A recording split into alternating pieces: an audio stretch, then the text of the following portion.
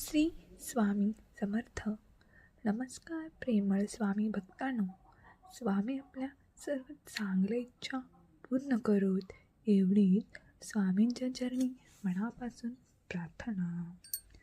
हिंदू धर्मात देवपूजा भगवंताची पूजा करतात आणि पूजा करण्याचे फार मोठे महत्त्व आहे.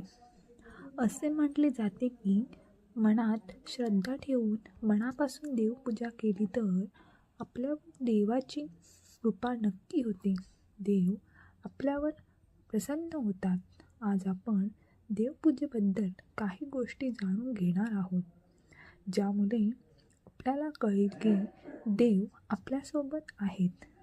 कधीकधी देवपूजा करताना आपल्याला काही संकेत मिळतात, पण आपण त्या संकेताकडे दुर्लक्ष करतो.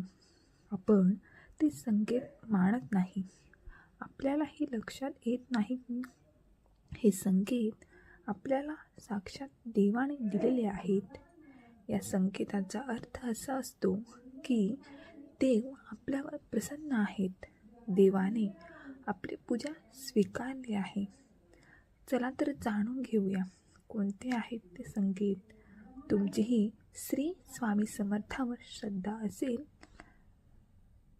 आजचा हा स्वामी संदेश पूर्ण बघा आणि चॅनलवर नवीन असाल तर चॅनलला सबस्क्राईब करा आणि कमेंटमध्ये श्री स्वामी समर्थ नक्की लिहा. भाग्यवंत ठराल. 1. धूप किंवा अगरबत्ती.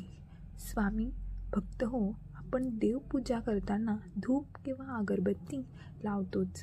देवपूजा करत असताना त्या अगरबत्तीचा किंवा धूपाचा धूर संपूर्ण घरात पसरला तर आपल्याला अचानक सकारात्मक आणि प्रसन्न वाटू लागते. तेव्हा समजून जा की साक्षात भगवंत आपल्या घरी प्रकट झाले. लवकरच आपले भाग्य चमकणार आहे आणि पैसा येणार आहे. ही सकारात्मक ऊर्जा आपल्या आजूबाजूला जाणवायला लागते. आपल्याला आपल्या घरातील वातावरण अचानक सुखद व प्रसन्न वाटू लागते. 2. भिकारी किंवा लहान बाळक. स्वामी भक्त हो, बऱ्याच वेळेला आपल्या दारी भिकारी किंवा इतर कोणी काही मागण्यासाठी येतात. जर कधी पूजा झाल्यानंतर दारात भिकारी किंवा कोणी लहान बाळक काही मागण्यासाठी आले असेल तर समजून जा की आपल्या दारात साक्षात भगवंत आपली परीक्षा घेण्यासाठी आले आहेत. भक्त हो, त्या भिकाऱ्याला किंवा बाळकाला रिकाम्या हाताने परत पाठवू नये. घरातील काही ना काही खाद्यपदार्थ देऊन त्यांचं पोट भरावं. लक्षात ठेवा, अन्नदान हे श्रेष्ठ दान समजले जाते. दान केल्याने आपल्या धनात कधीच कमी येत नाही. उलट दान दिल्याने आपल्या संपत्तीत वाढ होते.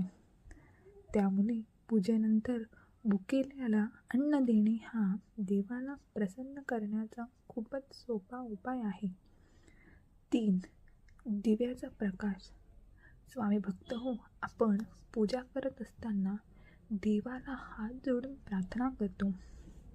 आपण हात जोडून प्रार्थना करत असताना जर दिव्याचा प्रकाश तेजस्वी झाला, दिव्याची ज्योत अचानक वाढली, तर समजावे भगवंत साक्षात आपल्यासमोर आहेत व आपण जे काही प्रार्थना देवासमोर केली ती भगवंतापर्यंत पोहोचली आहे आणि त्यांनी ती स्वीकारली आहे व त्यांचा आपल्यावर आशीर्वाद आहे हे सांगण्यासाठी त्यांनी दिलेला हा संकेत आहे.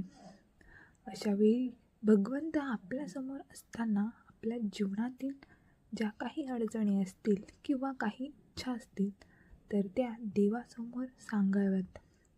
आपल्या सगळ्या अडचणी आणि दुःख दूर होऊन आपल्या सगळ्या इच्छा पूर्ण होतील. 4. शुभचिन्ह. आपण खूप वेळा पाहिलं असेल की आपण लावलेल्या धूप अगरबत्तीच्या धुरामध्ये वेगवेगळा आकार दिसतात. तर आपण देवपूजा करत असताना जर आपल्याला धूप किंवा अगरबत्तीच्या धुरामध्ये ओम, स्वस्तिक किंवा इतर कोणत्या शुभचिन्ह दिसले तर समजावं की देव आपल्या पूजेने खूपच प्रसन्न झाले आहेत आणि लवकरच आपल्या सगळ्या अडचणी दूर होऊन आपल्या सगळ्या इच्छा पूर्ण होणार आहेत. 5. पाहुणे.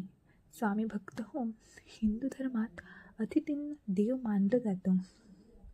तुम्ही पूजा करताना कोणी अचानक पाहुणे आले तर समजा साक्षात देव तुमच्या घरी प्रकट झाले व कोणत्याही रूपात येऊ शकतात. त्यामुळे देवपूजा करताना कधी कोणी पाहुणे आले तर रागावू नका.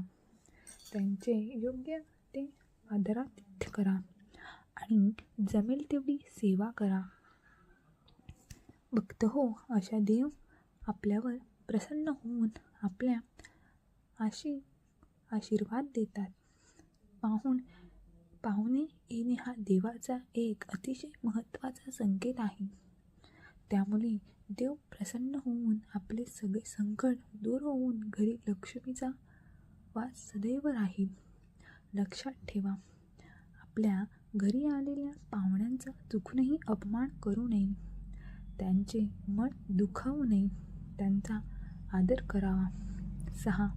फुलांचा संकेत. स्वामी भक्त हो, आपण देवपूजा करताना देवाला फुले अर्पण करतो. देवपूजा करताना जर अर्पण केलेली फुलं आपल्यासमोर पडले तर समजा की देव आपल्या पूजनाने खूप प्रसन्न झाले आहे आणि त्यांनी आपल्याला आशीर्वाद दिलेला आहे. फुलरूपी आशीर्वाद देऊन भगवंत आपल्यावर प्रसन्न आहेत हे सांगून आपल्या जीवनातील सर्व अडचणी लवकरच दूर जातील. चांगले दिवस येतील हा संकेत देत असतात. स्वामी भक्त हो, तुम्हाला सुद्धा देवपूजा करताना जर यापैकी कोणते संकेत मिळाले तर समजून जा, तुमच्यासोबत साक्षात देव आहे. मी तुमचे सगळे प्रॉब्लेम लवकरच दूर होणार आहेत. मी सर्वत्र, मी चराचर व्यापून आहे. मी वारा आहे, मी पाणी आहे, आकाशही मीच आहे. गंगापुरात मीच आहे, ध्रुवावर, कैलासावर आणि गरुडावरही मीच आहे. मी कुठेही गेलेलो नाही. मी सदैव तुझ्या पाठीशी आहे. मी पणा दूर ठेवून विश्वास ठेवा. पदरी अपयश कधीच येणार नाही. हृदयातल्या मंदिरात अंधार असेल तर घरातल्या देवाऱ्यात दिवा लावून फायदा नसतो. संकट तुमच्यातली शक्ती आणि जिद्द पाहण्यासाठी येत असतात. दगडातून मूर्ती बनवण्यासाठी दगडाला टाकीचे घाव सोसावे लागतात. तसेच आपल्यातील मानवी मूर्ती बनवण्यासाठी आपल्यालाही परिस्थितीचे घाव सोसावे लागतात. तुमची खरीखुरी श्रद्धा योग्य ठिकाणी असेल तर पाषाणालाही दैवत्व येते. तुमची अंधश्रद्धा असेल तर मानवी रूपातील पशुत्व त्यांचा फायदा घेऊन परमेश्वराच्या नावाखाली तुम्हाला जाळ्यात अडकवून तुमची कठपुतली करतो. जीवनात कधी दुःख आले तर आपले दुःख आणि वेदना जगाला सांगू नका. समाधानी राहा, सुखी व्हाल. तर मित्रांनो, आजचा हा स्वामी संदेश आवडला असेल तर व्हिडिओला लाईक करा आणि चॅनलवर नवीन असाल तर चॅनलला लगेच सबस्क्राईब करा आणि कमेंट बॉक्समध्ये श्री स्वामी समर्थ लिहायला विसरू नका. श्री स्वामी समर्थ. जय जय स्वामी समर्थ. धन्यवाद.